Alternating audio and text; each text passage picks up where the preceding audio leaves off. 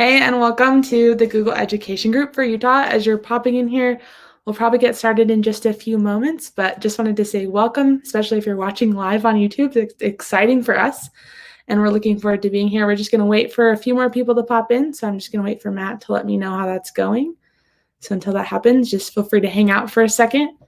If you have questions as you're coming in, you can plug them in on the comments on YouTube, or let us know, and we'll be happy to answer them, but we're excited that you're here. We are so excited you're here, and I'm going to add on to Emma's right here. We've got a chat here on the sidebar of our YouTube live, so feel free to drop any questions or worries or ideas or celebrations in there. But we'll give everyone, like Emma just said, like 1 or 2 more minutes to get here because we're all on teacher time. Yes, we are. And we'll get going. Yeah, we would love to hear, just to add on that for a second, we would love to hear celebrations. That's my favorite part about being part of the group, is getting those emails that are like, I just passed my level 1 or my level 2, or I have these questions are also great. So feel free to pop those into the comments section.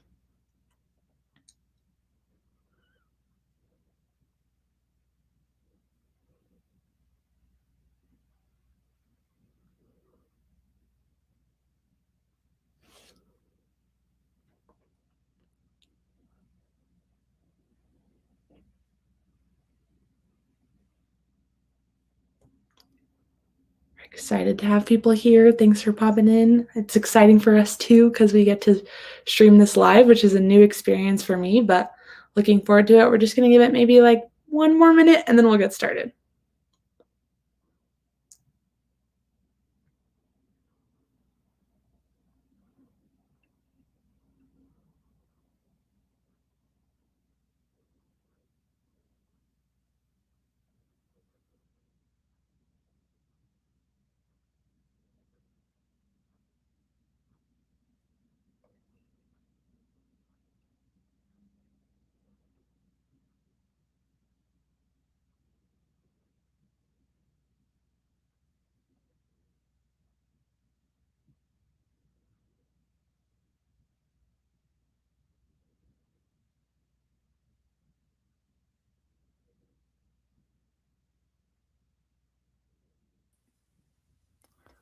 All right, should we get started, Emma? I think we're ready. It's been about another minute. I was just looking at the clock being like, okay, I think we've been a minute.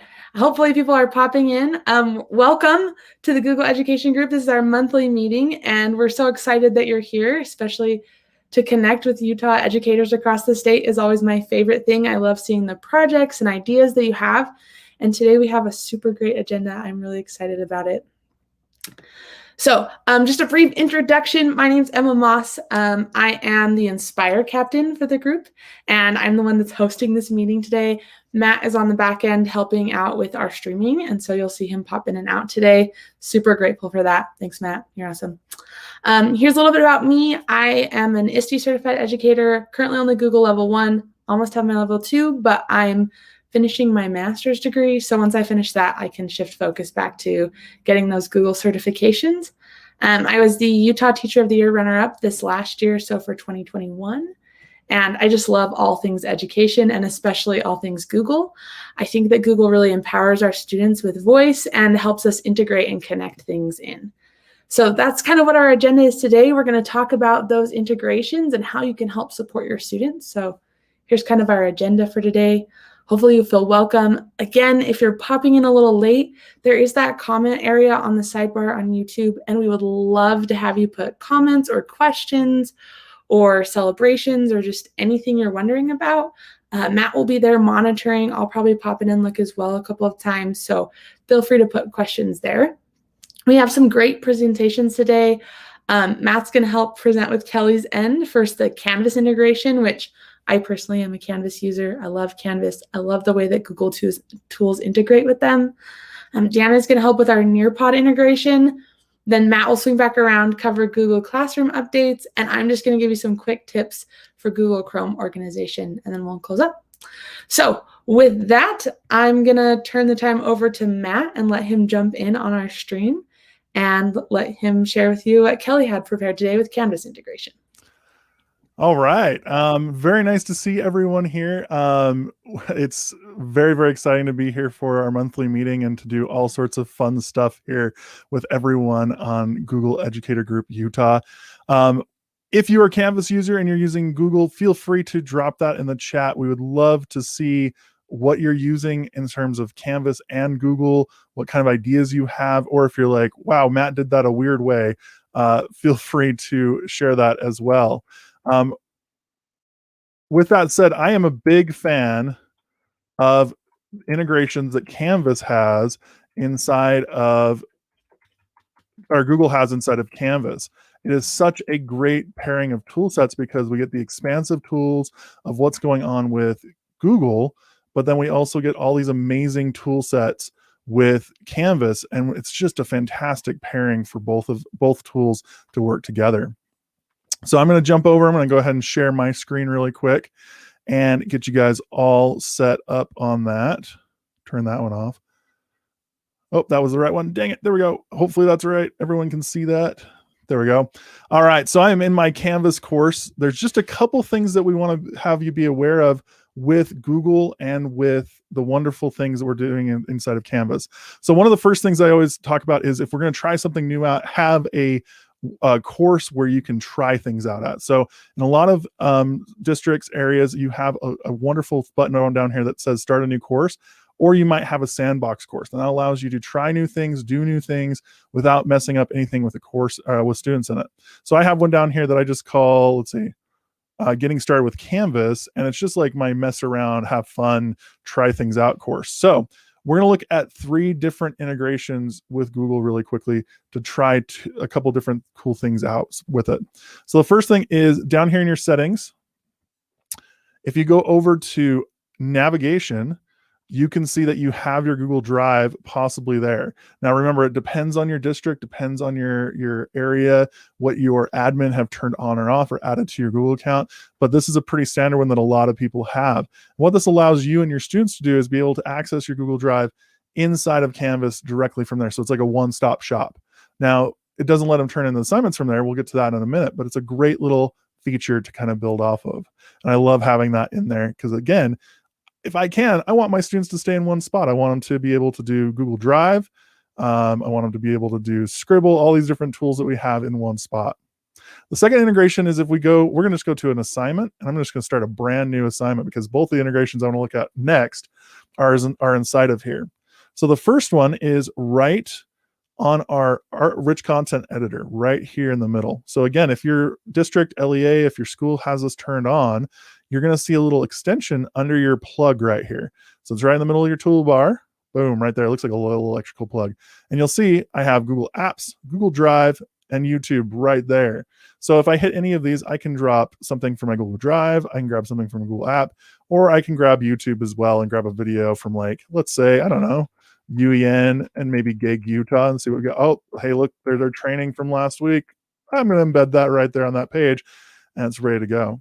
So you can grab content and build really cool stuff right off the bat from using the extensions or the integrations with Canvas and Google right here on your rich content editor.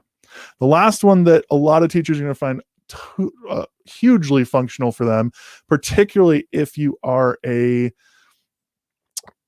former Google Classroom user moving over to Canvas, doing that big leap that some teachers see as a big leap, but I actually see as a small leap because there's a lot of cool things that you can do in it. This one will help out a ton with that. So right here under submission type for this assignment, we're going to go to external tool.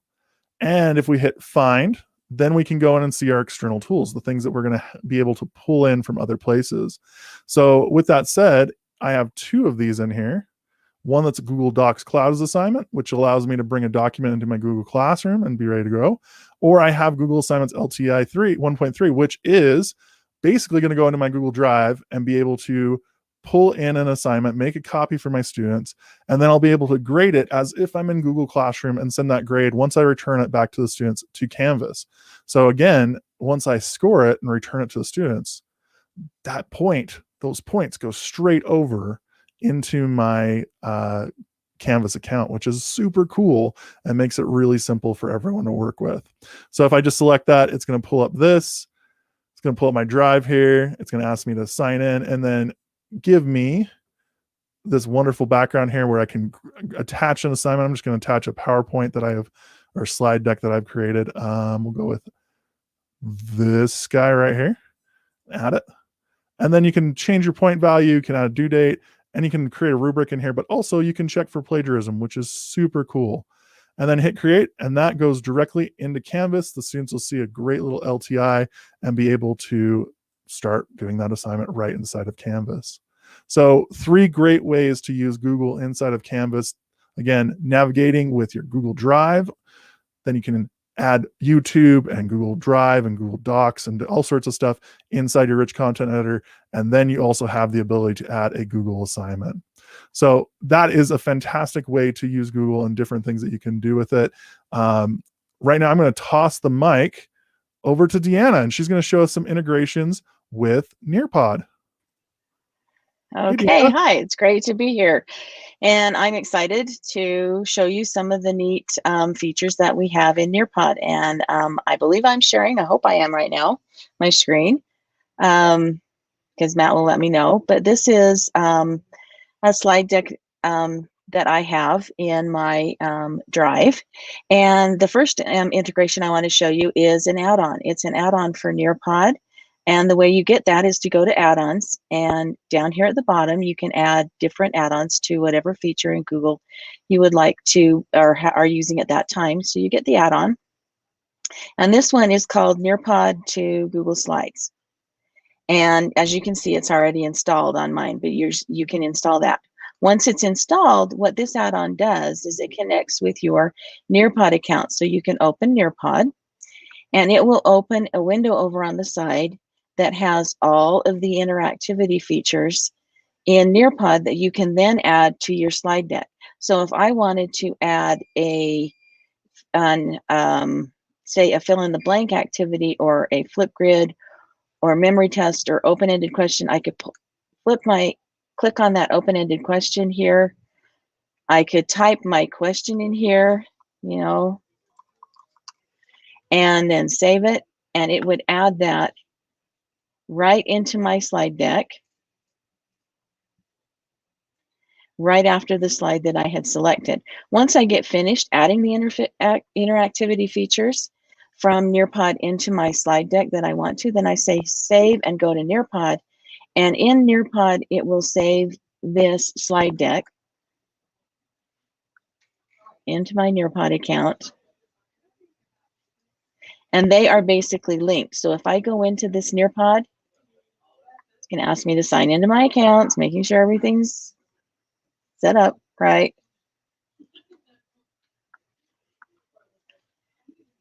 And you allow it. And then it will save your slide deck right here.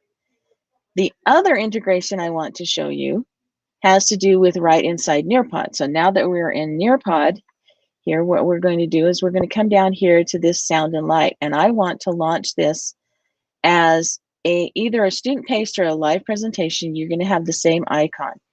So I'm going to do this as a student paste, and I'm going to launch a new code. Right here, you have the symbol here for Google Classroom, because Nearpod will integrate with Google Classroom. And you click on that icon, it's going to open up a window here to allow you to choose which one of your classes you would want to put it in. And then you can choose the action. So you can actually create this Nearpod as an assignment or even a material or an announcement. So I'm going to create it as an assignment. I'm going to click go here. I'm going to give it a title. I like to give it the title that is the same as my Nearpod so that I can find it easily. And then give it my instructions here and change my point value. If I want to say, do it for just specific students in my class, if this is one that I want to do, or I want to do it for all students, I can check that. I can give it a due date. So say it's going to be due tomorrow. And I could put it into one of my topics, and then I could assign it. And now I can go and view it in my classroom. I go to classwork here, and you see that here is my Sound and Light assignment that's due tomorrow that I just put in there, and students would have access to it. Google and Nearpod work very well together. There, you can actually embed Google Forms in Nearpod by using the adding web content to a Nearpod, and your form will come right up into Nearpod. So that's what I have for the Google and Nearpod integrations.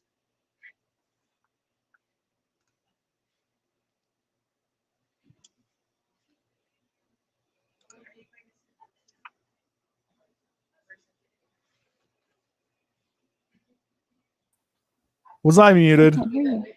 Yeah, you were muted. Rookie mistake. Oh my goodness. That's good. I loved that presentation. Thank you so much, Deanna. There's so many cool integrations between Nearpod and Google. For a beginner, what do you think they should do? Should they start with Google Slides, or should they go right into Nearpod? As a beginner, I would go right into Nearpod and find a Nearpod that they want to launch with their class, and use that sync to Classroom, launch it to Google Classroom, and do it that way. That would be the easiest way.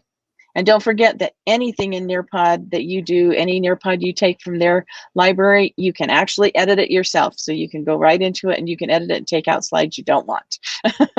That is a fantastic tip. I always call it cannibalizing Nearpods, because you're taking it apart and using what you need. Exactly. So you don't have to have the whole thing. All right. Thanks, Deanna. We're going to jump over and do some awesome stuff with some updates to Google Classroom now. I just got to pull it up really quick, folks. Sorry about that. All right. So what we're going to look at now is some wonderful integrations that are new for Nearpod, new to Google Classroom, and some things that are really interesting. Now, one of the places that I always go to for updates is this place called Control-Alt-Achieve by Eric Kurtz. I don't know if you're a fan of his, but he is one of my favorite people on Twitter because he has so many great ideas about Google, and we add in so much great stuff of what he's doing, and I use it all the time in my life. And he has this great little blog that he updates fairly regularly of new updates for educators about what's happening around the web. So I'm going to spend some time with this today, but about maybe 10 minutes, but I want to show you some of these cool new imports and new ideas. But then also, it's not just Classroom. We're going to look at a couple of my favorite things that I just learned about Google Docs that I think would be really helpful for a lot of teachers. So first of all, just running these down really quick, teachers can now schedule assignments to multiple classes inside of one single classroom. We can add outside tools like Nearpod for assignments. We can do a roster import using things like Clever. We can measure student activity in the Activities tab, and then students can use the Android Classroom app to learn at home offline. So you can actually have the class loaded when they're on Wi-Fi, saves everything, and then they're able to work at home on those things, even if they don't have an internet connection, which is amazing and I think so helpful for so many students. Down below, these two are smart chips and interactive checklists. We're going to look at those in Google Docs. Now, all of these tools, just kind of a heads up, and Eric puts this on his blog as well. I'm going to put a caveat here. They are in process. So if they don't show up in your account when you go and try this, know that it might show up in a couple of weeks. It might be a month or two. But they are coming down the pipeline, and they're all scheduled. Every one of these updates are scheduled to be out by the end of the calendar year, so end of December. So if you're going, wow, I really wish I could schedule assignments to multiple classrooms in Google Classroom right now, it's cool. It's coming. No worries. You got it. So with that said, let's go ahead and jump over to Google Classroom. I've got a great little Google Classroom here that I use as a sample kind of classroom to work with a few things. So let's look at a couple of these and know that already some of them aren't active in my classroom yet. So things like rostering, I can't show you. There's a great one that is measure student activity. That's going to show up as a tab right here next to grade. So you can kind of see some different ideas there. But there are a couple that we can look at right now. So I'm going to go to classwork. I'm going to create a brand new assignment. And notice already we got stuff adding and creating materials right there. That's awesome. It's giving us some good ideas. So as always, I'm going to title this assignment. I could add some instructions, and notice that there's some great things that are added in there. We have Google Drive, we have upload files, we have upload links, we have YouTube, which, by the way, a lot of teachers stress about having advertisements or that weird column that you're seeing on the left hand or right hand side of your screen in YouTube right now. Because you might get inappropriate material or material that you're not excited about for your students to see. Adding it on Google Classroom or embedding it in Canvas takes that away. And so it makes it a little bit easier. And then also you can attach new items, so we can give them a brand new doc, slide, sheet, drawing, or form right in there. Now, one of the cool things that's new is right here at the top next to assign, we have a little drop down. And this used to just be assign and schedule and save draft, but we can also now do discard draft, but then down here underneath, we can choose our class. Sorry, I got a little flummox there. I was looking for the right spot there. So if we hit class, then Utah Education, then sample, now I am scheduling for all students in 3 classes, which is just a huge time saver if you have 5-6 classes a day. If you're a junior high or high school teacher, if you're an elementary teacher, you might want to share this. Maybe you have common classrooms between your grade level team. This would save a lot of time if one person is scheduling out assignments rather than trying to copy and paste and send it to each other. Along with that, notice that they added a check plagiarism button over the last little bit. Make sure that you check that out and see what that's all about as well. It's great. All right. Couple other things on here that's brand new. So if you haven't seen it, there is a new Meet button up here at the top for your classroom within Google Classroom. So if you are still doing some digital online teaching, or maybe you need to schedule a conference with a parent or student, you have that embedded directly inside your classroom now, which is really nice. And just a little tip here, if you go ahead and click class Google Drive folder, it takes you to all of the assignments that have ever been turned in your class that haven't been returned to students. So just a quick little hack there. All right, so lots of really cool things. I'm going to go back to create assignment just for a second. I want to show you one more thing. When they do add integrations for other software systems like Nearpod, like Moat, all sorts of stuff, they're going to show up right here under that plus sign as well. And that's coming down the pipeline over the next couple of months as well. All right, with that said, let's go ahead and jump over to Docs just for a minute, because there are a couple cool things that I want to show you in here. And Deanna was in on the training yesterday for Docs, and these are some things that blew my mind. And I've been a Google user for more than a decade, and I was like, wow, these are great. So the first one is what's called Smart Chips. This is new 2 months ago or a month ago. So if you are in a Google Doc now and you just hit the @ key, you get this really cool little pop-up that comes up, and you can grab people, you can create a template, you can add files, or you can grab dates or calendar events. My favorite thing to do with this is grab meeting notes as a template, choose an event like for tonight's Utah Ed Chat, and it populates, here's the date, here's the event, who's attending, who's got notes, and who's got action items. Saves a ton of time for PLCs, for district meetings, all sorts of stuff, to make sure that you got a lot of really quick feedback rather than trying to set up a brand new notes document every time. But if you also want to try that out, you can go and do stuff like this, where I can @ people, and then I can also @ a specific file, and that will share that file with that person, which is super cool to make it really easy for us as teachers. So think about that for doing feedback on a Google Doc. Hey, student, you forgot to look at the rubric. @ rubric, and then you're good to go. Really kind of sweet there.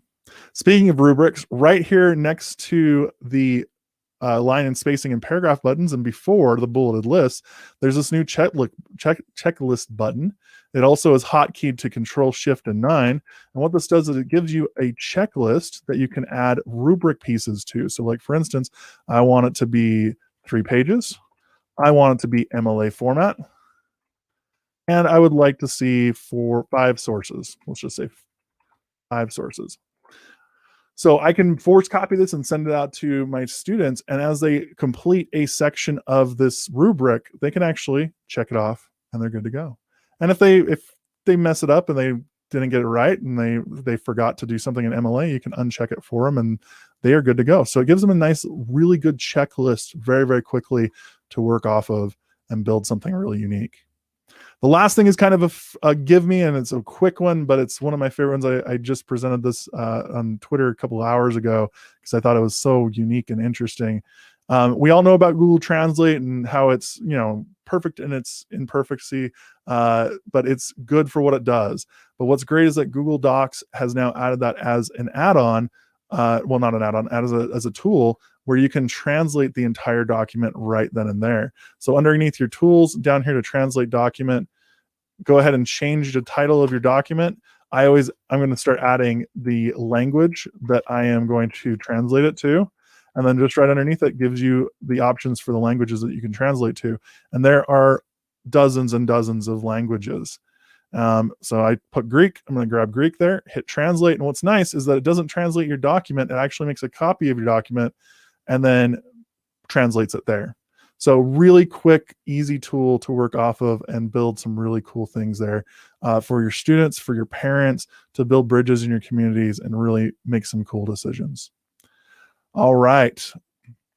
With that said, I'm going to toss it back over to Miss Emma Moss. How you doing, Emma?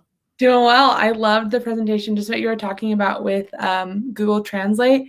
It's one of my favorite features to use for like parent-teacher conferences or back to school night. And I'll just put a note on the bottom that says this was made with using Google Translate, so my parents know like I do not speak Spanish or Greek or anything like that. But it's so great because then it translates it and I can actually link it right in and say, if you need this document in Spanish, click here. If you need this document in Italian, click here. If you need it in Swahili, click here. And so it's, if I can just type it in and then I can just put a share link in and my parents can access that. Love that feature. Also, you hit the nail on the head with the checklist. I know that when it came out, you and I on Twitter, I was like, this is the coolest thing I've seen.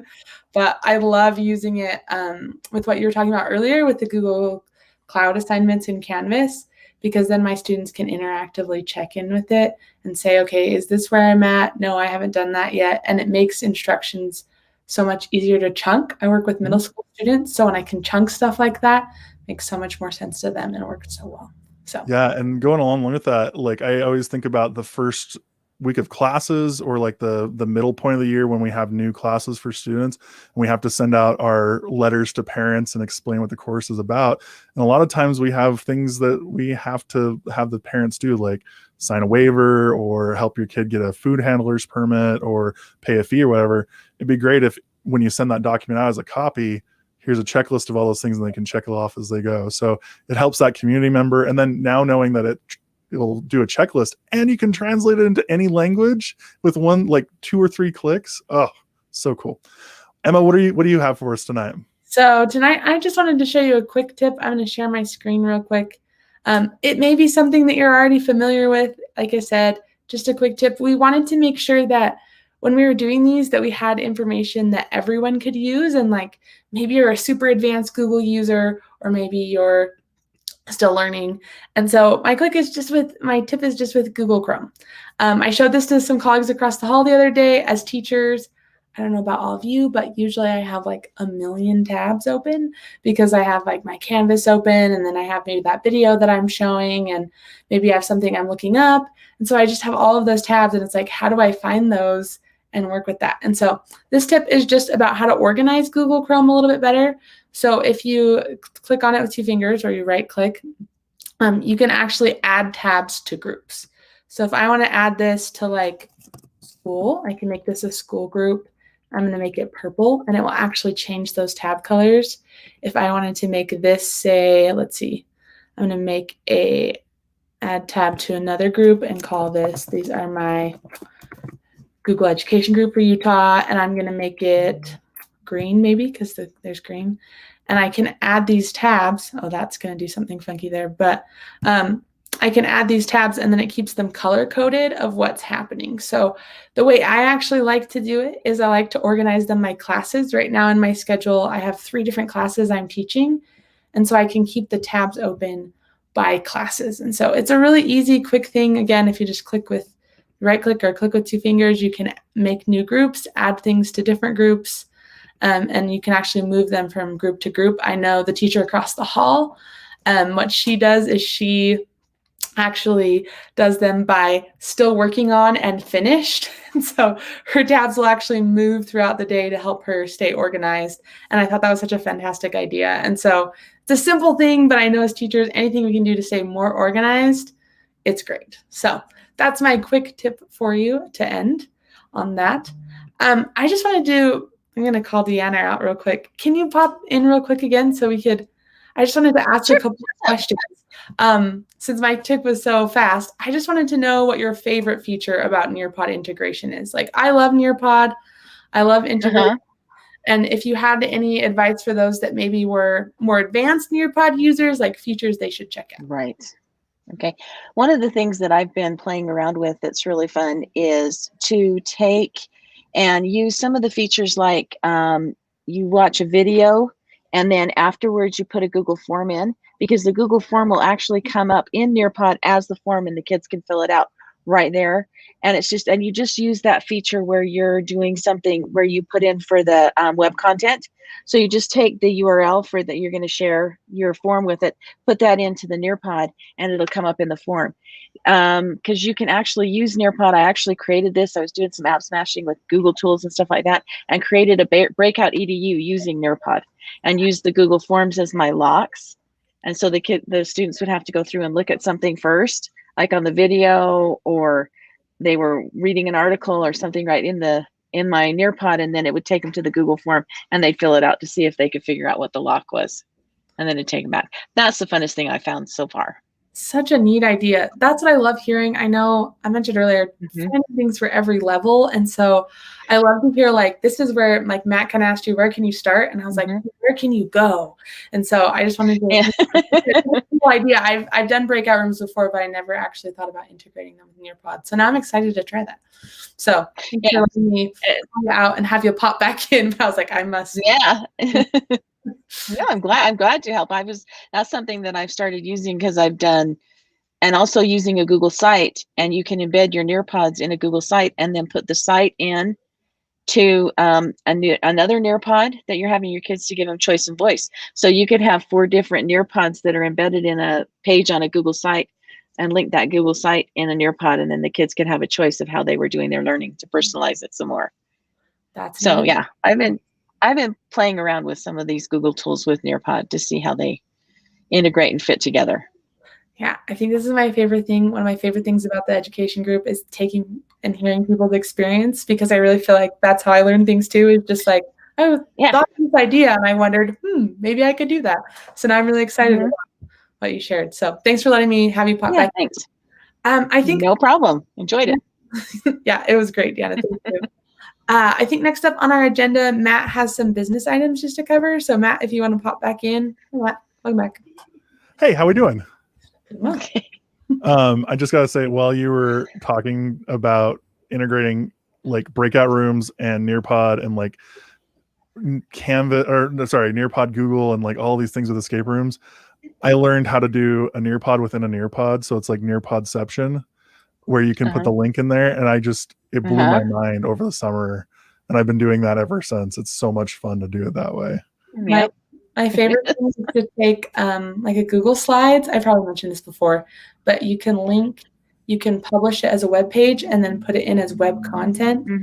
So you can force copies off of it. It just makes it more interactive, and it takes Nearpod to another level of trying to personalize student learning. And I feel like when students have more choice in their learning, they're more engaged and excited about it because they get to adapt to what they do. And I love that the Nearpod Google collaboration and integration lets our students access that. I think is awesome.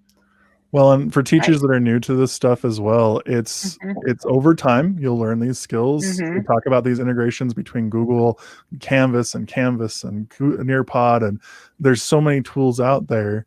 But over time, as you try and create more interactive experiences for your students, you'll get it, and you'll have some really cool things that'll happen. Yeah, I agree. Well, that's right. If you're new and starting out, like, start small, start somewhere, and start exploring. Like, that's the best advice I can give, is because that's, I think, how we all learned, is just, hey, I'm going to try this and see how it works with my students or my classroom or within this lesson. Definitely did not learn it all over one night. For sure. And just don't be afraid to try. Just don't be afraid to try. take a Nearpod and pull it apart and just take one feature of it, or just even one piece, because they now have those little individual lessons that you can do. So you can do a video alone in a Nearpod, or just a drag and drop alone, or a time to climb alone, and just start small. Find something small and start with it. Yeah, I could not agree with you more. I was talking to Jason Snow, who's on USET's board, and he also works at Northern Utah Educational Services on Monday. And he always evangelizes this idea of Nearpod for 5 minutes a day. Let's do one activity for 5 minutes a day rather than using it one time for a big long unit each quarter. We're using it all day, every day, or not 5 minutes a day, every day, to build competency and excitement within your students. And I love that you brought that up, Deanna. It doesn't have to be a big long lesson plan. Here's a time to climb. Let's do some drag and drop. Let's do some fun stuff that way as well. We had some of our teachers went online, and they actually used they used a Nearpod, the draw it feature, as their exit ticket. And it was just one slide that was the exit ticket for the day. And so they just did that draw it slide, and the kids put down what they learned, or what they remembered, or what they wanted to say, or a question they had, and then she would let them go. Yeah. I know for me, just that one feature. I started with Nearpod 5 years ago, and I started with, we're going to do some polls at the start of class. Like, let's get to know you. And my students loved like being able to display the graphs of what was happening or what they were understanding. And that's how I started, because I was like, we're just going to try this. And I was just open with my students. Like, I don't know what this tool is, but it looked cool. Let me show you the like promo video of how cool this is. Now we're going to try it. And they would get excited. Like, that's what my students love, is seeing those like little tiny, like 30-second clips that you see, because then they get excited about it. And it was only 10 minutes at first, but definitely work your way up to things instead of just like, we're going to try this lesson this whole time for 50 minutes or however long your class periods are. Small steps. Oh, and just remember also, the first time you ever do a Nearpod with your class, the very first time, it's not going to work the way you think it's going to work, because everybody's learning the tool. So just be patient with yourself and come back with the same one tomorrow, and it'll go much better. Sage advice for any time you do new technology in your classroom. Yes. Not going to work the way you think. We're going to wrap up a little bit early, but that's okay. I just have a couple minutes of business things that I want to talk about, a couple things that will help everyone out. So I'm going to share my screen really quick, and you're going to see our Google account for GEGUtah, or Twitter account for Google GEGUtah. If you haven't yet followed us on Twitter, feel free to follow us at GEGUtah, Google Educator Group Utah. We would love to have you be a part of the community on the daily.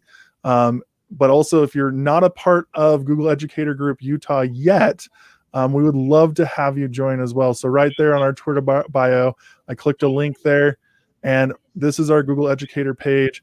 Right up here at the top, there's a link to join. So to join, it's just a few minutes of a form. Most people I've shown it to, they're like, hey, this took me 2 minutes. Awesome. And then you have access to the group. You get special reports from us, as well as we're working on developing kind of a list of different districts and LEAs that are helping teachers to get Google certified, so that and pay for the test as well, which is really cool. One of the things that is on here that you get recognized for is under GEGUtah teachers. There is a list of all of the teachers in the state of Utah and educators. So it's not just teachers. There's also LEAs, people who are from innovation departments and technology departments as well on this list.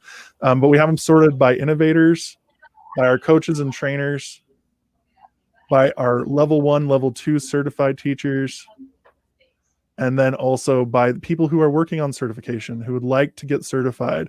And it's a way to go back to your principals and say, hey, your admin, your district people, and say, hey, I'm on this site. I've got some cred. I'm trying to build what I want to do with Google and get trained and do some really cool things with it. Just a shout out, newest person on the list. There he is. Brand new person from Weber School District. He was just out about an hour ago. Seth Jones from Fremont High School. Excited to have you. Shout out to you. Shout out to all of our new members as well. Part of the group as well is that you're going to get access to our Google group, which is a closed group only for members. And we share a lot of stuff on there, including one really great feature that we share, which is our open trainings. that are now on Tuesdays from 3 to 4 p.m., which we do film. And they're all level 1, level 2 to get you ready and prepared for the test. This next week, we have Miss Deanna Taylor, who's on this call. She's going to be presenting on Google Forms, doing some of those cool things that we were talking about a few minutes ago. And I will be presenting on Google Sheets. We do film these. We share them on the group. We just did docs yesterday, and that will be posted tomorrow or Friday, so you can view it, and it will be shared to the group. So lots of great resources being a member of Google Educator Group Utah, and we'd love to have lots of people in this group so we can share great ideas, have great celebrations. And speaking of celebrations, one last thing is that we do have a teacher spotlight for this month. Ms. Kelly Wachowski from Ogden School District, and she made a fantastic video sharing how she uses Google in the classroom. So feel free to peruse that, check that out. It's on our social media as well as on our website under GEG Teacher Spotlight. All right, passing it back to Emma. Perfect. Thanks, Matt, for jumping in there. And thank you for sharing those shout outs. I think if you're not a part of the group yet, come join. That's my advice. It's so fun. What I love about it is that I get to connect with so many amazing educators, and I get so many ideas. You heard me pulling ideas from Deanna. I was sitting over here taking notes when Matt was talking, like, oh, I should try that, or, oh, I didn't know that was there. And I've used Google for a long time. So it's ideas for everyone, whether you're starting out. And I think too, I love just the support. Like there's people that are like, hey, I don't know how to do this, help. And then there'll be resources and so many emails that come in. Plug again for Twitter. I love Twitter. I'm on Twitter all the time, but it's a great way to get questions answered, things retweeted, and just connect. Utah has an incredible educator community on Twitter that you can come be a part of. So if you're a Twitter newbie, I personally volunteer. I will help you get set up. You can shoot me an email. I will help you. I start dragging my friends to it because it's a way to get ideas and share with people and be a part of helping our students' experience in the classroom be empowered and help them have more voice and choice and greater lessons, which I think is phenomenal. So thank you. And Emma, along with that, sorry, I'm going to add this in, is that it's Wednesday night, which means it is Utah Ed Chat tonight, 9 p.m., 10 p.m., hashtag Utah Ed UT Chat. Ed Chat. So come join. And if you're a Twitter newbie, you'll meet a lot of really cool people from Utah on that chat. Yes, it's my favorite part of Wednesdays. Well, this, and then I have dinner, and then I go to that. My husband is always like, what are you doing on Wednesdays? And I'm like, it's Utah Ed Chat. Like last week, I was like, it's back. And he was like, oh, it must be Utah Ed Chat tonight. And I was like, yes, it is. And I sit on my couch and just get to chat with people and share my thoughts and post really fun GIFs, which is fun, and say hello to people from across the state. So come to that, join our Twitter page. We always retweet their events too. So if you're not sure where to start, come follow GEGUtah, our Google Education Group Utah. We'll get you connected with everything. But thanks for coming and checking in with us. We are going to end a few minutes early. Do know that this is on YouTube, so you can go back and watch it. If it felt like it was really fast for you, there's the little button on the bottom, the little gear icon. You can slow it down or speed us up if you want to ship fast or watch it slow. But definitely review some of the resources because they are wonderful. And thanks, Deanna and Matt, for popping in and helping today. Really fun to present with both of you. Thanks, Emma. Really appreciate you. No problem. Happy to be here. Glad to be here. So. All right. Take care, folks. We'll see you next month.